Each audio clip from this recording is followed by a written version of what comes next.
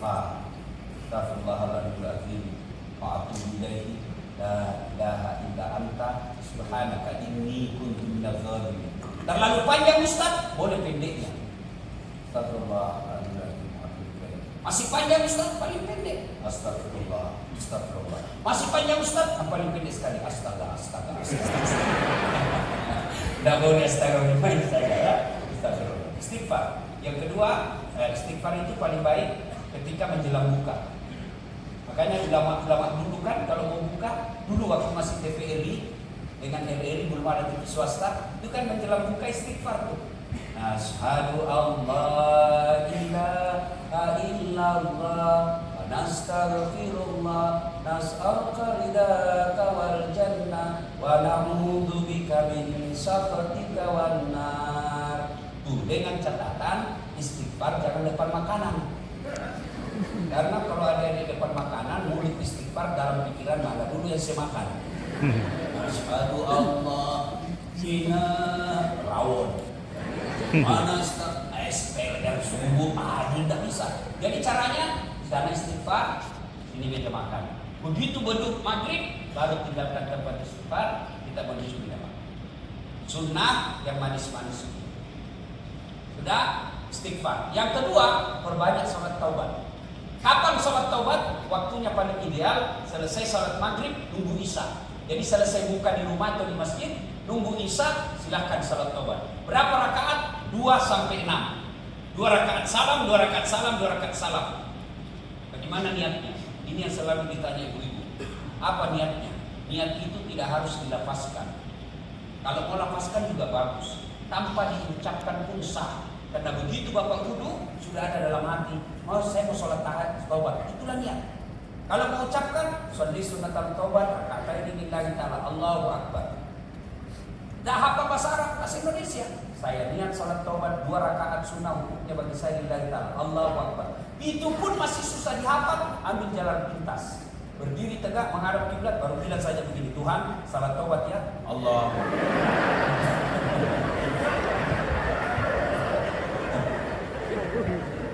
Sudah ulang lagi. Sudah selama ulang lagi, Tuhan, masih seperti yang tadi. Allah. Nah, kapan tobatnya? Kapan tobatnya? Sujud terakhir. Sujud terakhir. Dengan catatan Imam Syafi'i mengharamkan, melarang untuk dilafazkan. Dalam hati saja. Jadi adik-adik dibayangkan seolah-olah dalam hati. Seolah-olah ya, karena kalau saya jelaskan dalam hati kau tidak mengerti. Anggap saja dalam hatinya, anggap saja.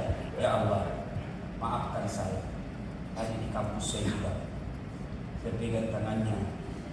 Dan dia pun pegang tangan saya. Akhirnya kami berpegang-pegangan. Ya Allah, maafkan saya hilap. Ini hilap saya. Ini yang lebih penting. Rabbana la tuzigh qulubana ba'da idh hadaitana wa hab lana min ladunka rahmah. Jangan kau palingkan hati hamba sebelum engkau berikan, setelah engkau berikan hidayah dan petunjuk. Karena tanpa hidayah, tobat hari ini, besok nak ulang lagi. Tobat lagi, ulang lagi. Yang selalu diistilahkan tobat ibu hamil. Pernah lihat ibu hamil tobat? Kan kalau melahirkan tobat-tobat itu ya. Tobat saya tak mau lagi, saya hamil Pak, terakhir ini. Terakhir ini Pak, 3 bulan kemudian. Ya ayyuhalladzina amanu tuba ilallahi taubatan nasuha. Tobat dengan seluruh hati. Yang kedua, setelah memperbanyak tobat, apalagi doa. Kita banyak doa. Adik-adik, doa tidak harus pakai bahasa Arab. Biasanya kita kalau masuk Ramadan pergi beli buku doa, lalu dia hafal. Doa tidak harus dihafal. Doa itu bahasa gampangnya curhat. Saya tahu adik-adik semua ini rajin berdoa. Alhamdulillah. Cuma berdoanya di status. Mau pergi kuliah, ya Allah mudahkan perjalanan. Sampai kampus dulu, ya Allah mudah-mudahan bisa menjawab. Sibuknya itu Tuhan mau baca statusmu. Berdoa tidak di status. Berdoa selesai sholat. Dan doa tidak harus bahasa Arab. Bahasa Indonesia boleh. Bahasa Jawa monggo. Piye kabare? Boleh.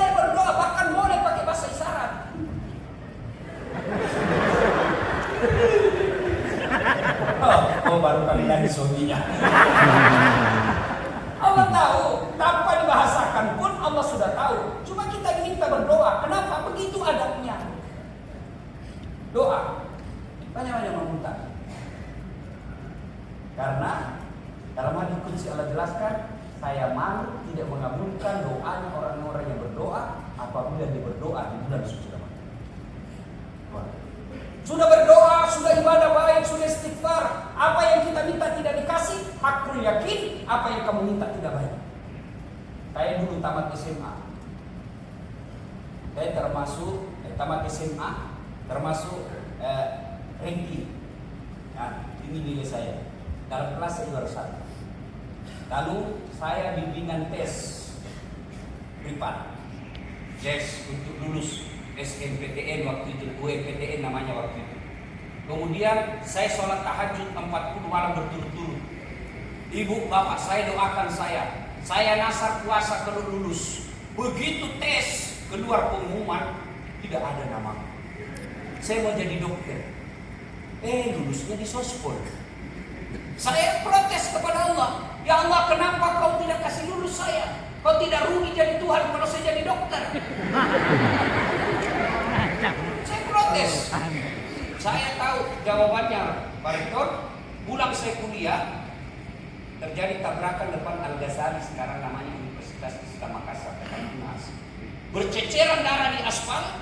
Saya turun tolong dia. Dia yang tabrakan, saya yang pingsan. Kenapa? Saya tidak bisa lihat darah. Sampai detik ini kalau lihat itu di medsos ada baku tikam, di Parang, itu langsung pening saya punya lihat. Seolah-olah Allah ingin berkata, Dasar, bagaimana kau jadi dokter? Kau tidak bisa lihat darah. Temanku yang lulus jadi dokter, sekarang dia tugas di Kepulauan Aru. Dia mau lebaran tadi. Kau pulang lebaran? Tidak. Kenapa? Mahal tiket. Dia bilang, ibu-ibu itu jauh-jauh cari nafkah, tidak lebaran sama orang tua. Mahal tiket, Ustaz. Kalau kita pulang satu keluarga, Ustaz, gaji 1 tahun habis. Saya bersyukur, Alhamdulillah. Untung saya tidak jadi dokter. Saya jadi Ustaz. Tidak pernah bingung soal tiket.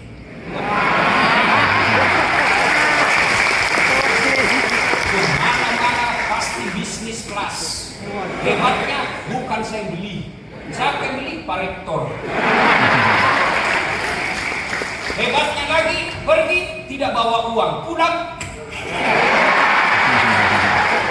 Maka adik-adik sekalian, kalau kau sudah ikhtiar, sudah berdoa, Allah tidak kasih, itu yang terbaik.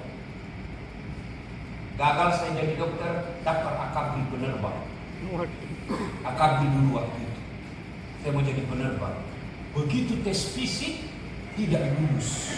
Kenapa? Ceper. Tidak cukup tinggi itu. Saya bilang sama yang itu, Pak, boleh tambah-tambah saya. Dapat saya mau buat. Ya Allah, kenapa kau lahirkan saya dalam keadaan pendek? Adik saya ada tinggi, kenapa saya sendiri pendek? Teman saya lulus jadi polisi. Sekarang dia di Sulawesi Barat, Polda. Dia 2 bunga, akademi. Pakai baret merah karena reserse. Baret merah dia pakai. Saya lulus jadi ustaz, pakai baret putih. Alhamdulillah dengan baret putih yang saya pakai, mulai baret merah sampai baret hitam, kuncar ramaiko semua. Allah kasih yang terbaik. Jangan berdasarkan keburuk. Kamu dulu mendaftar teknik, pilihan pertama, lulusnya pilihan ketiga, itu yang terbaik.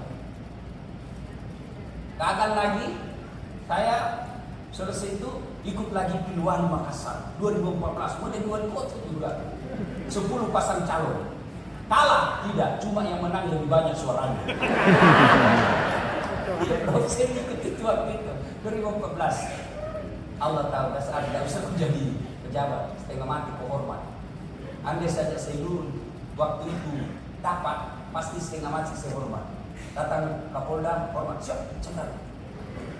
Datang gubernur, siap gubernur. Datang lagi menteri, siap menteri. Sekarang saya jadi ustaz. Dia yang hormat sama saya.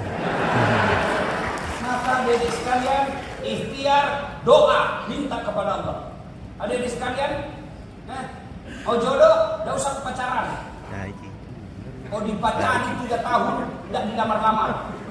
Motor aja dicicil 1 tahun sudah lunas. Kamu dipacari sampai sarjana, tidak dilamar-lamar. Modal malam minggu 15.000, 1 roti, 1 auta. Dibawa ke lapangan. Kalau pacar-pacaran, minta jodoh kepada Allah. Laki-laki baik-baik tidak akan menikah kecuali dengan wanita baik-baik. Minta kepada Allah. Ada perempuan kau suka, ada ini cowok, ada perempuan kau mau sekali sama dia, dia pun mau sama kamu, sayangnya mau muntah lihat kamu. Sudah, minta tolong kepada Allah. Bangun kau salat tahajud, tidak ada mudah susahnya Allah getarkan hatinya dia. Ya Allah, aku mencintai dia. Jika dia cocok bagiku, satukan hatiku dan hatiku, dan berikan bagiku untuk mendapatkannya. Engkau maha tahu ya Allah. Jika dia hanya membawa bencana bagiku, jauhkan hatiku dan hatinya, dan berikan kepada kemampuan untuk melupakannya. Anda usah juga pencatat ini. Rasanya masih masih. Yuk, minta kepada Allah, minta doa. Ya, kalau Anda minta sama manusia pasti ada batasnya. Kau minta handphone sama saya, dan saat kasih handphone tidak mau. Kenapa? Saya juga butuh handphone. Tapi kepada Allah, apa yang kau minta Allah tidak membutuhkan. Minta. Dan kalau kau tidak dikasih, sangka baik bahwa Allah tahu mana yang terbaik. Yang ketiga, masuk Ramadan. Birrul walidain. Berbuat baiklah kepada kedua orang tua. Kayak sungguh sayang. Anak-anak kita sekarang disantun sama cowoknya daripada sama bapaknya. Coba lihat anak-anak kita sekarang. Baru pacaran 2 bulan, sudah panggilannya Papi Mami. Pelan-pelan nanti kok hamil duluan. Iya Pak. Kalau mau lihat semua buktinya kau durhaka sama orang kamu. Hah? Kau buka itu HP-mu. Siapa pun. Ketika berpuasa, kita harus belajar. mengeluh. Kita mengeluh, Ustaz. Baik. Kita mengeluh dan bilang, contohnya saya pusing nih karena belajar, saya lapar, ingin makan aja. Itu puasa kita batal atau sah, Ustaz? Oke, kita tungguin ya. Setelah kamu mengeluh, selesai tidak masalahmu? Tidak toh? Jadi untuk apa mengeluh? Nah, tidak boleh jadikan puasa alasan untuk tidak produktif. Justru di bulan Ramadan banyak peperangan dalam Islam. Perang Badar. Ya, jangan makin puasa makin berat, makin tinggi pahalanya. Tunggu. Azan, jangan bilang tunggu. Begitu kau bilang tunggu, setan masuk 1 langkah. Sebentar. Nah, sudah setan. Ya, maka minta doa kepada Allah agar Allah beri hidayah. Nah, kalau bisa Dede, aktiflah menjadi remaja masjid. Saya ini tidak pernah mondok. Coba sebut ustaz-ustaz kondang di Indonesia. Semua dari Timur Tengah. Dasar latih dari Unhas. Dan gimana caranya remaja masjid? Adik-adik punya remaja masjid. Saya dulu waktu kampus SMA saya jadi ketua remaja masjid.